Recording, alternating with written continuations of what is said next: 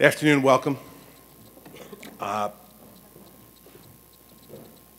It is an important moment for the state of New Jersey, for its citizens, its taxpayers, and New Jersey has once again become a model for America.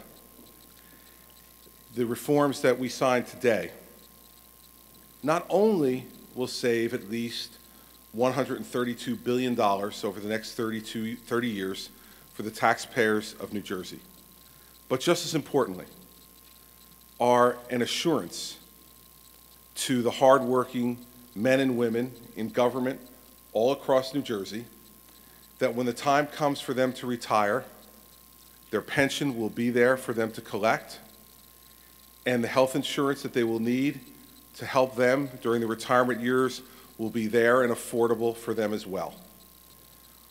Both of those promises were the goals of this legislation. Both of those promises are important for us to keep faith with the people that we serve. As I'm sure may rate as one of the understatements of my administration, this was not easy. And it took extraordinary effort on everyone's part who is standing here. I want to thank all of the mayors that you see standing behind us. Republicans and Democrats, urban, suburban, and rural mayors, all of them put the interests of their citizens ahead of their own personal political interests. And so to all of them, I want to say thank you for their leadership and their courage and their support, and they deserve a round of applause as well.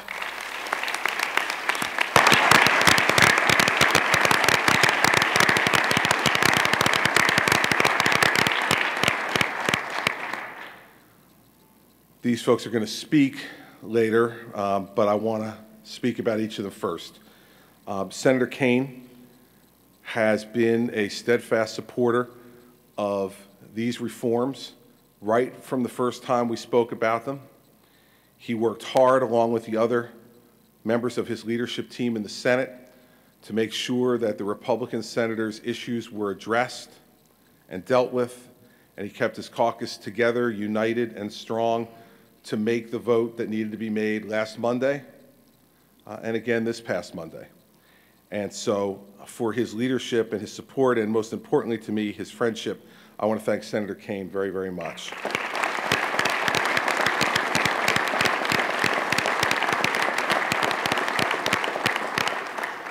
The Republican leader in the Assembly, Decroach, deserves exactly the same type of credit, keeping double the amount of people in line as Tom did, making sure that they remained informed, that they had a right to give their input, debate and discuss the issues, but then ultimately putting history ahead of politics. Assemblyman Decroach, who is someone who I've known from my very first moment in public life, has stood as a strong and able public servant and a good and decent friend to me and to all the people that he serves. Assemblyman Decroach, thank you very much.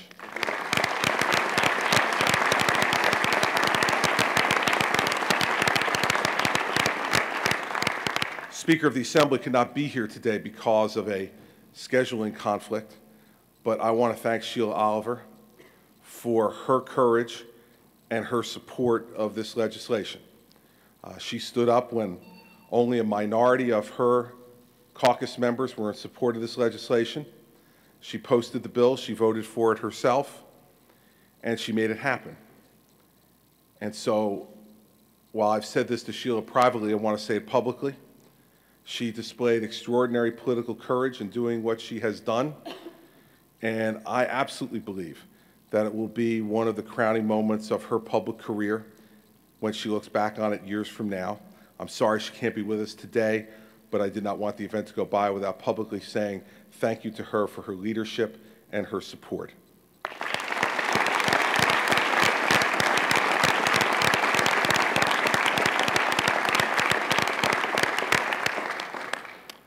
And finally, both in introduction and to note my partner, the Senate President. You know, there's very few things in this job that we accomplish that I'll say that, I'll admit at least, that Steve Sweeney thought about first before I got here. I try to act as his muse and his inspiration in this job. But in fairness, the Senate President has been talking about this problem and this issue since 2006. And at a time when no one in New Jersey was discussing this, at a time when no one was willing to be bold enough to step out front and say this needed to be changed, that we were careening towards insolvency, that we were hurting the taxpayers, and cheating the very people who would be the beneficiaries of this system, when no one else had the political courage to stand out and say this needed to be done, Steve Sweeney said it. He said it strongly and boldly and specifically. Lots of people in politics make broad generalizations. He had the courage to come forward with specific ideas 5 years ago to try to address this problem.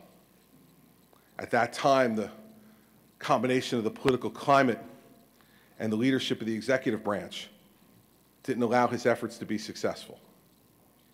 But 17 months ago, the climate had certainly changed, as had management of the front office. And Steve and I began to talk about whether or not we could tackle this problem and do it together. I put out a plan in September. That was one that I liked and was aggressive. Steve came back in January with a counter-proposal, which he did publicly, which was also a good, responsible plan. And then together, we began the conversations along with our staffs to try to see if we could forge compromise. It took months, and it was not easy.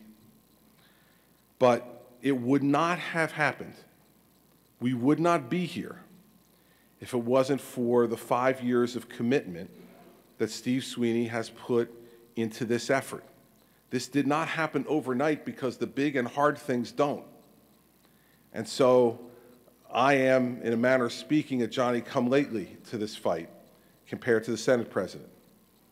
And when things really got tough, and when things in this town typically fall apart, he stood up and held them together. He stood his ground. He made the compromises he needed to make to satisfy me and to satisfy the Speaker, but he never compromised his principles. That, ladies and gentlemen, is an act of political courage.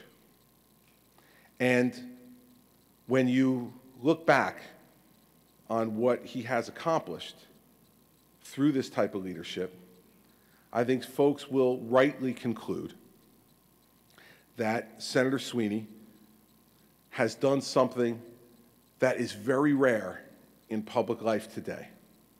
He was able to erode just a little bit of the cynicism that the public has about those in public life.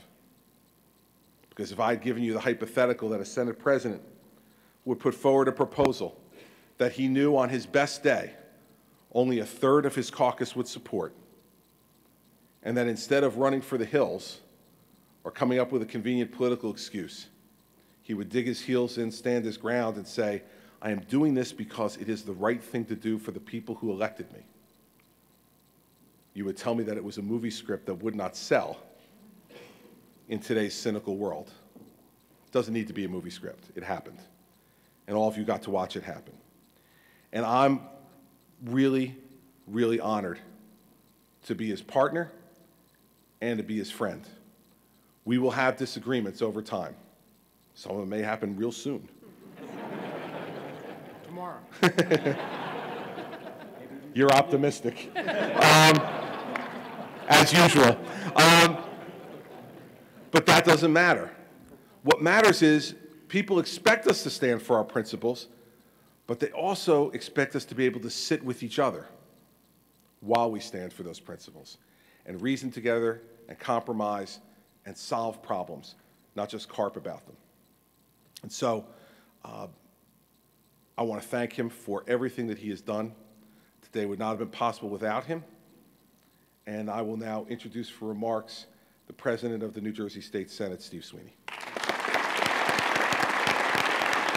Thank you. Thank you. Thank you.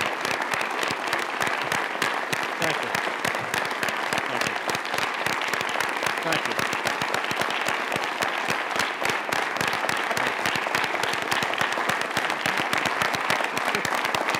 Thank you. I know how it works. I said, if you stop, they'll stop. And I was being optimistic, hoping, well, maybe this afternoon, right? But this is actually a very special and unique day because we came together for the taxpayers of the state. You know, the governor said it. We have many disagreements, and they're real and honest disagreements. But we believe in supporting the taxpayers of the state, the people of the state. Too often, politics gets in the way.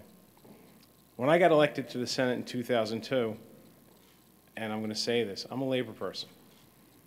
I looked at the pensions, I looked at the health care, and you could see that we were in a bad place because a lot of legislative fixes to a system that people say only can be collectively bargained, but were legislated.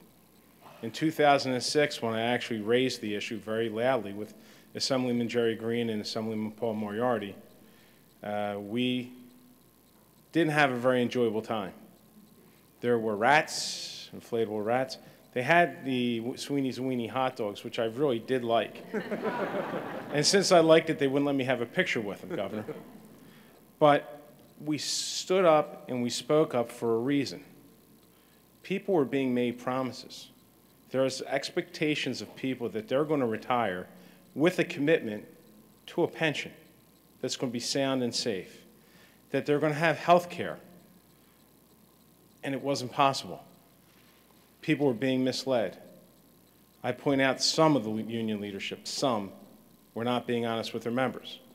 They were promising sunshine when it was raining. We're having a monsoon right now. So it wasn't that hard when Governor Christie came into office to rekindle that fire for the commitment to the taxpayers. This isn't about picking on anyone. It's about doing something focused on the people of this state who are paying these bills, the senior citizens that are forced to leave this state right now. I think we're sending a really loud and clear message. We hear you. We know it's not easy. It's to my iron workers that have been out of work for a year and don't have health insurance and are barely able to pay their bills. We hear you. We did something for the first time in a long time, and when the governor said it, Governor, and I do appreciate his cooperation, because the plan that you see wasn't my plan, wasn't the speaker's plan, and wasn't the governor's at the end. We all put a plan out there. But then we got together, and we did something really unique. We did things they said they couldn't do. We're instilling private sector principles in pension management into public sector pensions. We've done something here that should be a model for the nation, so that as you're hearing this pension crisis in the country where there's $3 trillion of shortfall, the people that work for the state of New Jersey don't have to worry anymore. They know when they retire, their pensions are going to be there. Now, there's been a lot written about, why is this? Why is it working this way? Because you have a governor that's willing to work with Democrats. And you have Democrats that are willing to work with the governor for one reason and one reason alone, for the taxpayers of this state. I want to thank the governor for supporting this legislation, for compromising. It wasn't easy. I don't think we'll compromise as much tomorrow or this afternoon.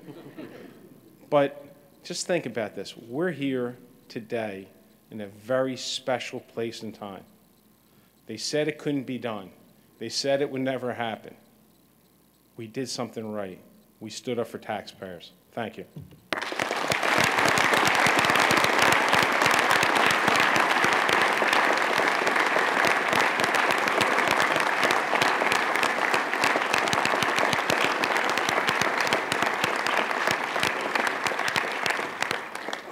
My pleasure to introduce the Republican leader in the New Jersey State Senate, Senator Tom Kaine, Jr.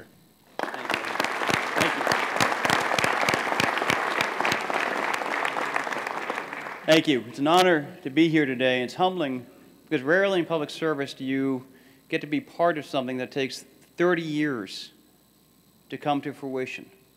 We set the state on a path that is going to be better for our kids and our grandkids, and so the families can continue to afford to live in this great state. And I want to congratulate and thank the governor, Senate President, Alex, and Speaker Oliver for their leadership in this regard, the members of the caucus who on a bipartisan basis came together, but also the mayors who inundated all of our mailboxes and really stood out in lines that we can make our municipalities more affordable if these reforms come through. And that message from throughout the state resonated.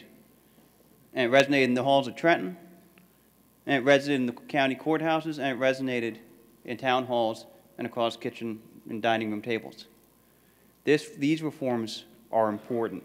They matter the long term.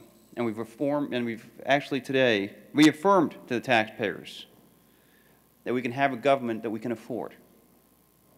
This was done for the right reasons, at the right time, and at a time when everybody in this nation should be looking to what you can accomplish when you're looking at the long term and making a real accomplishment with people who have of goodwill who come together. Thank you.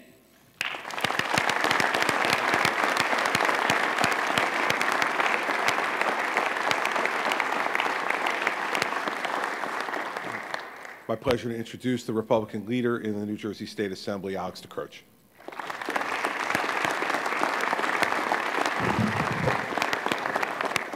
Thank you, everyone. We're here today because we have extremely strong leadership in all three branches of government. The Assembly, the minority side as well as majority side, the Senate minority side as well as majority side. Of course, our strong governor who leads the way, never afraid of a fight. Senator Sweeney, who wasn't afraid to do battle under immense pressure, got the job done. Sheila Oliver, and I'm sorry she's not here today, did a bang-up job with her caucus. Fact of the matter is, everyone who works in government benefits today. Everyone, all of the mayors behind us who put their budgets together to ensure that the people have a fair and a sustainable budget without heavy increases will get some benefit from these bills. And lastly, I do believe that we were, in fact, when we were voting, thinking about our special interest, the taxpayers of the state of New Jersey. Thank you, Governor. Thank you, Senator Sweeney. Thank you, TK, Tom Kaine. Sorry Sheila's not here, but thank you, everybody.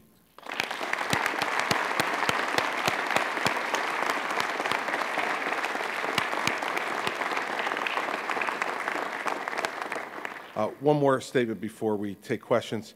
I neglected to do this off the top, and I want to make sure I do. The State Treasurer, members of my staff, the members of the Senate majority and minority staff, the members of the Assembly majority and minority staff put in double the amount of work that me, Steve, Sheila, Alex, and Tom put in. They were the ones who, when we have these meetings to sit and talk about these concepts, would then go back and try to make sure that they put meat on the bones and take the notes about what we thought we agreed on. And then came back and told us, no, we didn't really agree on that. We agreed on something else.